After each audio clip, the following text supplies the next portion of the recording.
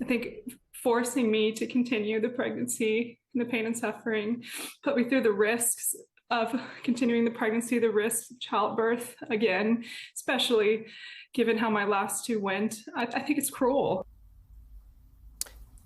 That is the Texas mother, Kate Cox, in an interview with our own Laura Jarrett.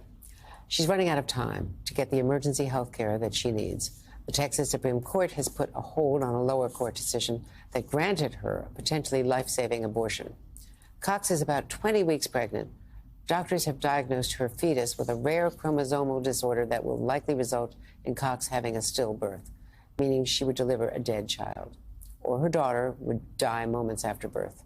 Carrying the pregnancy to term could also threaten Cox's own life or leave the mother of two who wants another child infertile. We're going through the loss of a child. There's no outcome here that I take home my healthy baby girl, so it's hard, Joining me now is Mark Heron, Senior Counsel for the Center for Reproductive Rights, which is representing Kate Cox and her doctors. Mr. Heron, thank you very much. First, how is she dealing with this setback from the Supreme Court? Andrea, the state of Texas is failing Kate Cox, and she is understandably on pins and needles waiting for a decision. What the Texas Supreme Court did was to temporarily put on hold the victory that we got in the district court just last week, and signaling that it needs more time. But with every passing day and every passing hour, as you said, she's running out of time. So she's desperately hoping for a ruling from the Texas Supreme Court. The Texas Attorney General argued that Cox does not meet the criteria for a medical exception. But tell me about the bar that Texas places on this. Is it the life of the mother? How does one prove it? I've talked to doctors who say, by the time you can prove that the life of a mother is in danger, the person could have died. The mom could have died. Right. So the state of Texas does have an exception in name. Doctors across the state don't know what it means, and they're afraid to rely on it. But there is an exception for either the patient's life is in danger or for a risk of irreversible damage to a major bodily function. And it's clear that Kate's reproductivity is a major bodily function. And so, and if she is forced to give birth, as Ken Paxton is trying to force her to do, she may lose that reproductivity, her fertility. And so, look, the broader issue here, and the thing that I think is the most shocking, is Ken Paxton, who doesn't have a medical degree, has decided that he can practice medicine better than Kate's doctors and can decide the law better than the trial court judge who actually decided it last week. And so he has sent letters out threatening hospitals, threatening doctors, saying, I don't care what the order even said last week. We're going to disregard that, and you could be prosecuted anyways. He's taking the rule of law into his own hands, and he's taking the practice of medicine into his own hands.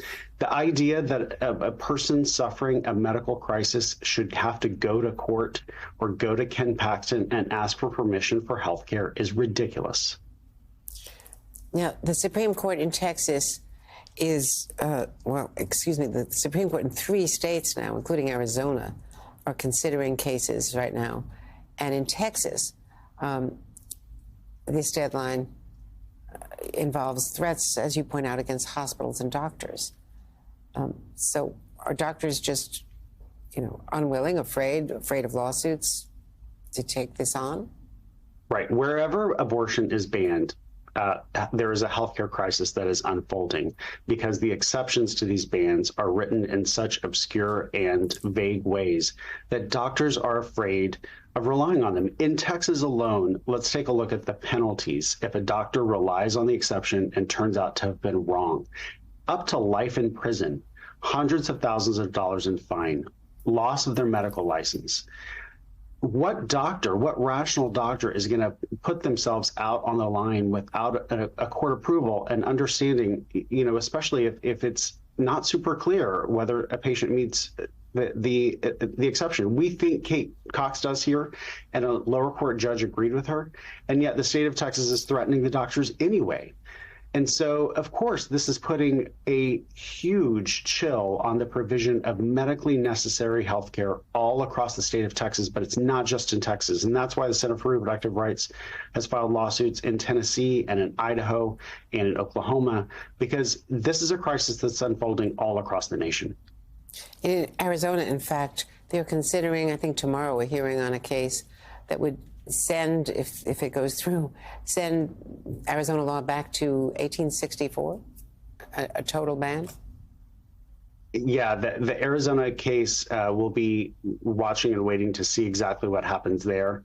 And Arizona, right now has a 15-week ban in place, and these medical issues that arise in pregnancy often arise after that 15-week point. So when people talk about, there's some reasonable compromise about 15 weeks, that leaves people like Kate Cox in the lurch, still having to deal with medical crises and the situations that she's going through in Texas right now.